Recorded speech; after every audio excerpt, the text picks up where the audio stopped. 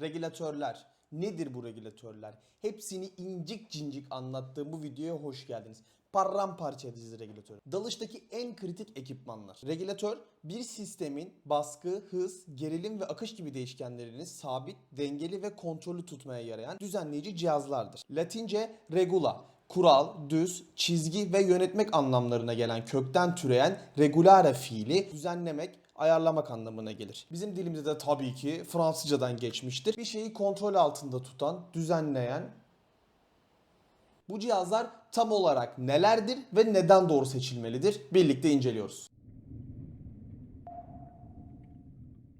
Şimdi regülatörü dalıştan tanıyanlar, ben mutfak tüpü ile ilgili bir şey konuştuğumuzda regülatör dediğinde gülüyorlar, espri yaptığımı zannediyorlar ama şahsen ben regülatörü ilk defa mutfak tüpünden duymuştum. Elektrik alanında da var, voltajın dalgalanmasını önlemek için veya makine endüstrisinde de var. Nasıl ki bizim tüplerimizdeki gibi yüksek basınçlı bir havayı kullanılabilir, nefes alınabilir bir duruma getiriyorlarsa aynı işlemi bu diğer saydığımız yerlerde de yapıyorlar. Dalış regülatörleri sizin ve ekipmanlarınızın tüpünüzdeki havaya erişmesini sağlayan ve aynı zamanda nefes almanıza yarayan ekipmanlar. Çok güzel tanımladı ha.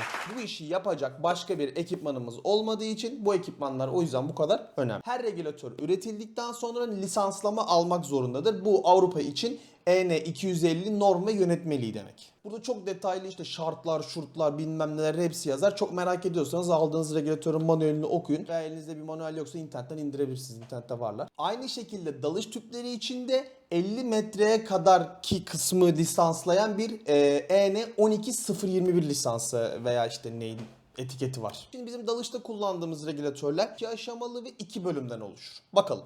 İlk olarak regülatörün bölümleri. Birinci kademe ve ikinci kademe. Buraya detaylı değineceğim. Birinci kademe regülatörün tüpe bağlandığı kısımdır. İkinci kademe ise regülatörün dalıcıya verilen kısmıdır. Tamam mıyız? Süper. Bildiğiniz üzere dalış tüplerimizde 200 bar hava var. Bu çok ciddi bir basınç demek. Bir şekilde dalış tüpünün vanası serbest kalırsa çok ciddi bir durumla karşı karşıyayız demektir. Çünkü tebrikler, roket yaptınız. Şöyle bir şey olmayacak.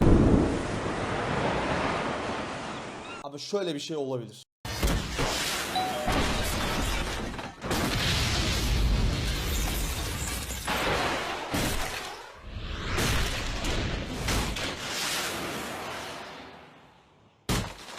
İşte bu 200 barlık havayı nefes alabilir bir duruma getirmek için bu kardeşlerimiz şöyle bir çalışma yapıyorlar. Öncelikle birinci kademe tüpün içerisindeki basıncın ara basıncını alıyor. Ben bunu detaylı anlatayım. Ondan sonra sınavda orada burada sorulduğunda falan filan böyle bana baka kalmayın. Ezberlemeyin, öğrenin. Zaten benim bu kanalı açma sebebim ne?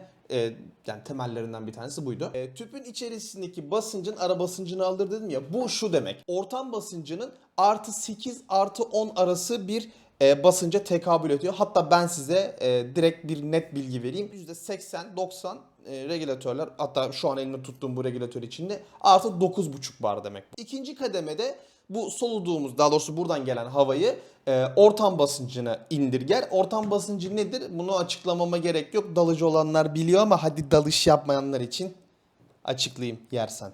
Altına girdiğimiz basıncı oluşturan 2 tane ortam var.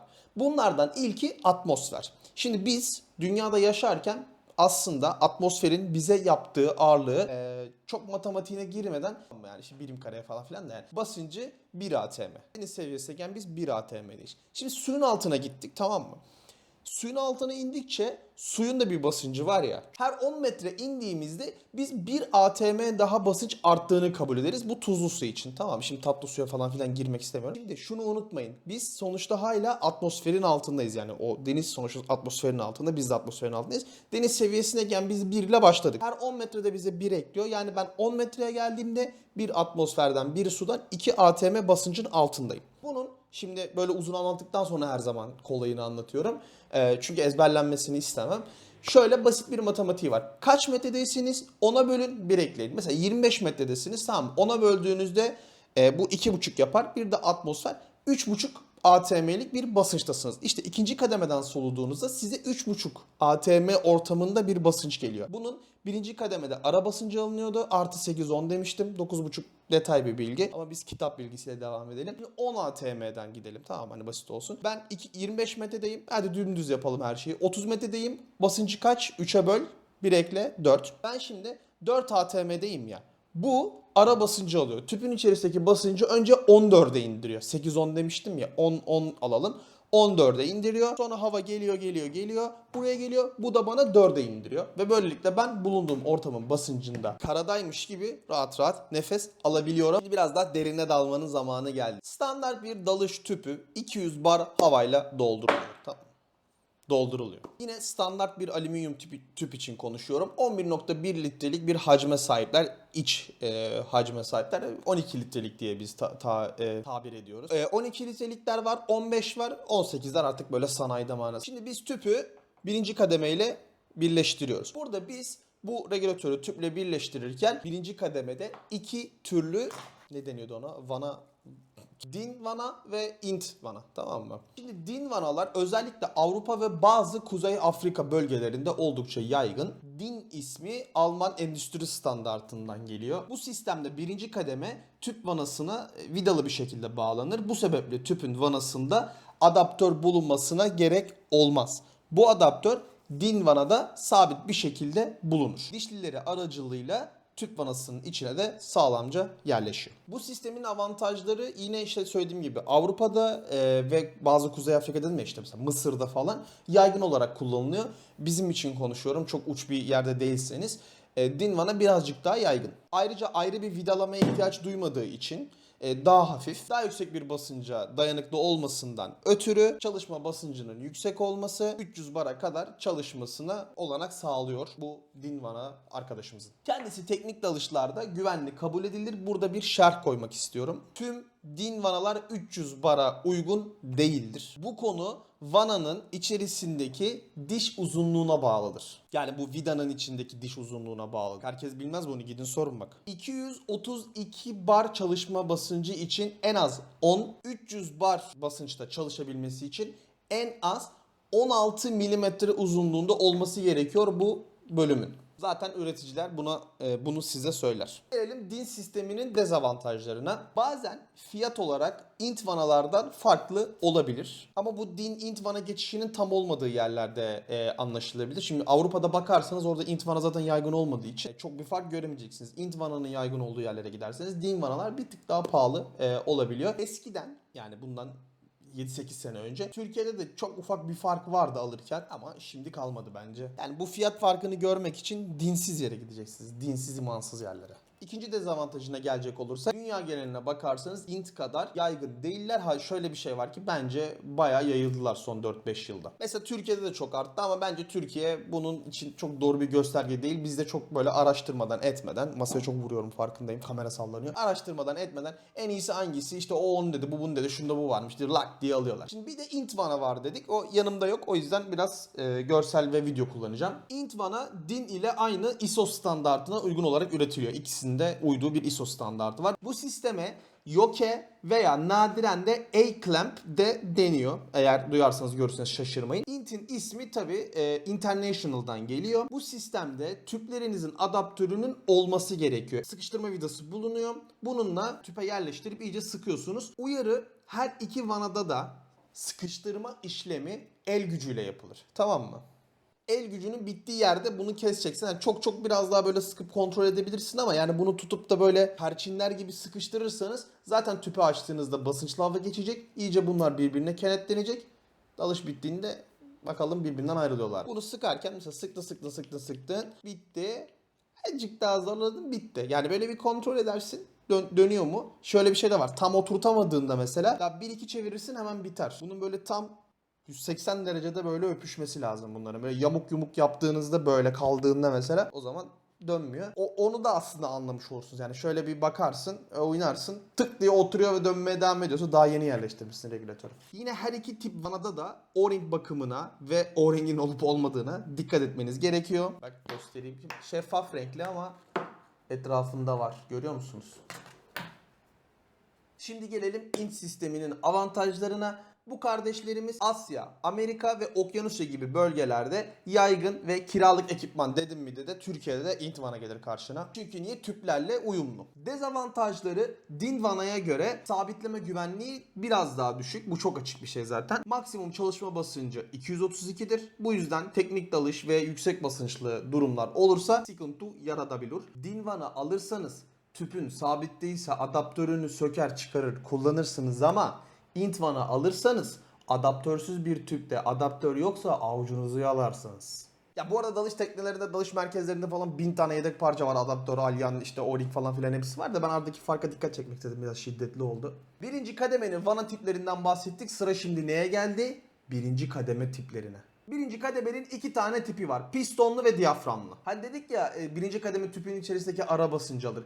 İşte o düşürme işlemini sistemin içinde yer alan piston ya da diyafram mekanizmasıyla sağlanır. Birinci kademenin iç mekanizmasında yüksek basınçlı bir popet valve, ki bu hava geçişini açıp kapatan parçadır. Valve yatağı, bir tane de yay bulunur. Şimdi size bu iş için hazırlanmış en iyi videoyu göstereceğim. Kolaya kaçtım, kendim hazırlamadım. Mükemmel bir video var. Harika. Bunu göstereceğim. Linkini açıklamalara bıraktım. Tabii ki de videoyu dublajladım. Merhaba, ben Rene Dupré. Scuba Pro ABD Teknik Eğitim Müdürüyüm ve bugün piston regülatörü ile diyafram regülatörü arasındaki farklara kısaca bir göz atacağız. Bu iki regülatör arasındaki farkın ne olduğu sıkça sorulan bir sorudur. İlk olarak belirtmem gereken şey, her iki regülatörün, tüm regülatörlerin hidrostatik basınç olarak adlandırdığımız şeyi kullandığıdır. Diğer bir deyişle suya daldığımız anda hidrostatik basınç, yani bir su sütunu, bu ortam basıncı portları aracılığıyla regülatöre girer ve regülatöre yardımcı olur. Bu ortam basıncı portları aynı şeyi yapar ancak farklı şekillerde yaparlar. Piston tasarımında tipik bir piston böyle görülür. Su buraya akar ve pistonu çevreler ve bu yayı destekler. Diyaframlı regülatörlerde ise su buraya baskı yapar. Ancak aslında diyaframa baskı yapar ve buradaki kapak kurudur. Ve yük aktarıcı, load transmitter dediğimiz şey aracılığıyla diğer tarafa ulaşır. Ve aslında ikincil diyaframa ulaşır. Bu diyafram yaklaşık olarak bu konumda bulunur ve şeffaf olanı kapağın üstündedir. İç bileşenler sudan korunur ve bu nedenle sudaki askıda kalan parçacıklar bunlardan etkilenmez. Birincil fayda nedir? Hava bu iki diyafram arasında hapsolur. Soğuk su dalışı için mükemmel bir senaryo. Donacak su yoktur. Bileşenlerin çoğunu çıkardığımızda diyafram böyle görünür. Soluduğunuz gaz buradaki küçük delikten çıkar. Şimdi bu deliğin boyutunu bir pistonla karşılaştırırsanız ikisi arasındaki önemli bir fark olduğunu görürsünüz. Tasarımın doğası gereği bu pistonda herhangi bir engel yoktur. Buradaki avantaj üstün akıştır ve bu seçimimizin bir parçası olacaktır. Web sitemizi ziyaret edin, daha fazla bilgi bulabilirsiniz. Bu regülatörün kullanım kılavuzlarına göz atabilirsiniz. Oldukça fazla bilgi veriyoruz ve lütfen burada yaptığımız gibi parçaları söküp takmaya çalışmayın. Bu sadece bileşenlerin iç kısmının nasıl göründüğünü daha yakından göstermeye yönelikti. Teşekkür ederiz. Bu video için Scuba Pro USA'ya teşekkür ederim gerçekten. Kendileri USA'lerden bana bu videoyu kullanmam için izin verdiler. Sağ olsun, telifsiz bir şekilde de kullanabildik. Bu harika ve açıklayıcı 1,5 dakikadan sonra sizler için bir tablo yaptım. Ekranda birkaç saniye kalsın ki ekran görüntüsü alabilin diye. Pistonlu regülatörler, diyaframlı regülatörler burada karşı karşıya. Ben böyle video izleyip screenshot alıp oradan ekipman almaya çalışan çok yakınımda bir iki tane manyak tanıyorum. Onlara da böyle hazır ol. Gerçi regülatör aldılar ama olsun. Peki gerçekte bu kadar performans farkı var mı? Kesinlikle hayır. Yok. Hiçbir şey hissedemezsiniz gerçek hayatta. Çünkü artık üretilen kaliteli regülatörlerin hepsinde ister piston ister diyaframlı performans farkı neredeyse sıfır. Aslında artık seçimleri böyle tasarımsal farklardan çok işte nerede, nasıl kullanacağınız, nasıl sularda dalacağınız belirliyor. Yani tercihler, alışkanlıklar ve dalacağınız suyun tipi. Ha siz böyle 50-60 metreye, işte daha derine, özellikle 90 metre sınırlı falan bir dalış yapıyorsanız o zaman performans farkı ortaya çıkar. Ben sportif limitler için konuşuyorum. Şimdi yüksek gaz akışlı dalışlarda, yani demek istediğim derin dalışlar yüksek gaz akışı isteyen dalışlardır. Burada birçok dalgıç pistonlu regülatörlerin daha iyi olduğunu söylerken bazıları da donma riskine karşı, çevreye karşı kapalı olmasından ötürü diyaframlı regülatörleri öne çıkarıyor ki bu da çok mantıklı yani. Eğer nitrox ya da saf oksijen soğutulması gibi bir işiniz varsa o zaman regülatörünüzün bu oksijen oranlarına uygun sertifikasının olması da gerekiyor. Piston, diyafram falan filan bunlar fasofiso. En iyi regülatörü de alsanız bakmadıktan sonra çöp olur. Böyle orta kalite bir regülatörü alıp böyle çiçek gibi bakarsanız da gerçekten ömür boyu bilmiyorum ama götürür yani. Şimdi birinci kademeyi, ikinci kademeyi açıkladık. Piston diyaframı açıkladık. Din int vanayı açıkladık. Çok da bir şey kalmadı. Şimdi geldik dengeli ve dengesiz regülatörlere. Dengesiz! Ya bunu koymak çok istedim. Ben çok seviyorum bu diziyi. Dengesiz! Yine hani ara basıncı konuşmuştuk ya. Burada da bu ara basıncı nasıl yaptığı regülatörün dengeli mi dengesiz mi olduğuna bağlı. Dengesiz! Şimdi dengesiz regülatörlerde sistemin içerisindeki yay ve valve farklı uçlardan farklı basınca maruz kalıyor. Yani tüpteki basınç azaldıkça veya derinlik arttıkça ara basınç da değişiyor. Bu ne demek? Nefes almak zorlaşabilir. Yani tüpün içerisindeki hava azaldığında sana gelen havada azıcık böyle zor gelmeye başlayabilir. Ki sen buradan zaten anlıyorsun, diyorsun ki galiba benim tüpümde hava bitiyor. Ekranda görmüş olduğunuz bir TUSA Ares 1207. Mesela bu kardeşimiz dengesiz bir regülatör. Dengelenmiş regülatörlerde de valfin her iki ucuna da eşit basınç uygulanıyor. Böylece tüp basıncı düşse de derinlik artsa da nefes almak aynı kolaylıkta kalıyor. Gerçekten bunu yani iki regülatörün de farkını bilen kişiler bu dengelenmiş regülatörlerin Allah'ın nasıl bir nimeti olduğunu çok iyi biliyorlar. İnsanı imana getirir. Yine bir örnek vereyim o zaman hemen. Apex AT20 bu dengelenmiş bir regülatöre örnek. Bir de overbalance yani aşırı dengelenmiş regülatörler var. Bunlar derine indikçe ara basıncını biraz arttırıyor. Özellikle 30-40 metreden sonra çok ciddi fark yarattığı söyleniyor. Ben bunu tecrübe etmedim. Ama bir tane Aqualung vardı. Aqualung Legend MBS. Bu kardeşimiz de overbalance regülatörleri bir tane örnek. Peki bu regülatörler ağza nasıl yerleşiyor? Plastik bir tane dişlik kısmı var. Bunu çok fazla sıkmayacaksın. Yoksa farkında olmazsın. 40 dakika sıkarsın. Çıkınca çenen çok ağrır. Zamanla bu ısırdığın için de parçayı değiştirmek zorunda kalırsın. Evet şu bölümler arkadaşlar şuralara dişleriniz geliyor. Dudaklarınız da şuranın üstünü sarıyor. Tamam mı? Şöyle göstereyim. Peki burası nasıl çalışıyor? Burayı anlatalım. Hani ortam basıncını düşürüyor demiştik ya. İçinde esnek bir tane silikon diyafram var. Nefes aldığınızda bu içerideki hava azalıyor. Çünkü çekmiş oluyorsunuz. O zaman da ne oluyor? Dışarıdaki su diyaframa baskı yapmaya başlıyor. Bu da içerideki kolu iterek valfi açar ve havanın içeri dolmasını sağlar. Bazı ikinci aşamalar pneumatik olarak dengelenmiştir. Bu sistemin valfin arkasında da ara basıncı hava vererek içerideki yayı dengelemesi olayı bu işte. Sonuç olarak ne oluyor? Valf çok daha kolay açılıyor. O zaman da nefes almak yumuşacık oluyor. Bir örnek Apex MTX RC. Evet, kendisini çok almak istedim. Bazı sebeplerden ötürü bunu aldım. Bundan da bu arada aşırı memnunum. Yani şu an dünyadaki en iyi hava performansını veren ikili. Bir sonraki videoda bunu anlayacaksınız. Dengelenmiş regülatör derin ve soğuk sularda performansını korur. Dengesiz modeller ise daha uygun fiyatlı ama performansı şartlara göre değişebilir. İkinci aşamada ise pneumatik dengeleme özellikle derin dalışlarda çok ciddi bir fark yaratıyor. İkinci kademenin hortumla birleşen yerinde bir tane döner mil oluyor. Bazı regülatörlerde parası olan arkadaşlarımızın regülatörlerinde. O zaman mükemmel oluyor. Parası olan dediğim bu işin erbabı atomiktir.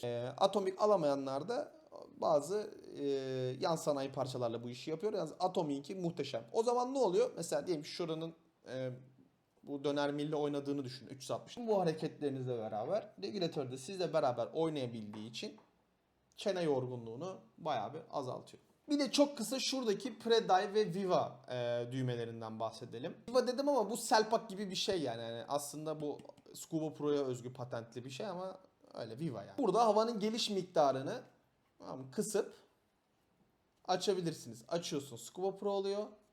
Kısıyorsun Apex oluyor. Allah'tan çok abonem yok yani bir şey diyemezler. Demezler herhalde, denk gelirler mi? Ya bu benim lafım değil zaten. Ben RC almak istiyordum ama neyse. Eğer ikinci kademenizde bu ikinci kademeyi ahtapot olarak kullanıyorsanız yani ahtapotu da gidip bir tane bundan aldıysanız o zaman bunu en kısıkta ve pre-dive modunda kullanıyorsunuz. Bakınız şöyle göstereyim.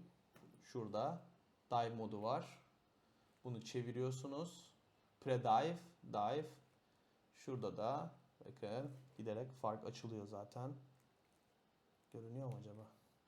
Far giderek açılıyor. Bunu pre-dive'a almanızın sebebi işte bu hava gelişini kıstığı için serbest akışa geçmesini önlüyor. Dalışta suya atlarken falan, dalış öncesinde falan pre-dive'da ki böyle hemen fosur fosur havayı salmasın. Regülatörlerin şu toz kapakçıklarını her zaman kapatın. Hani bazıları diyor ki, geçen öyle bir video gördüm, arkadaşım atmıştı. Hani kapatmasanız ne olur, hiçbir şey olmaz falan diyor adam, anlatıyor da ya şimdi bunu kapatmanın hiçbir zararı yok. Bunu tozdan topraktan korumanın ne gibi bir alim olabilir? Nemden şundan bundan kapalı dursun. Yalnız tabii ne var? Bunun içini kurutup kapatmak gerekiyor. Şimdi dalış yapanların %80'ini 90'ını karşıma alacağım ama bunun kapağını dalış bittikten sonra tüpü açıp kapağı içine tutup onu o yüksek havayla kurutmak gerçekten dalışa özgü bir, yani nasıl desem, yani İlber Ortaylı olsa cahil derdi. Ben demem de hani İlber Ortaylı olsa derdi. Ya o ses, ya havluyla şöyle kurulayacaksın be kardeşim. İçine üflediğinde de çıkıyor yani. Gerek yok onu kaynak makinesi gibi açıp onu tutmaya.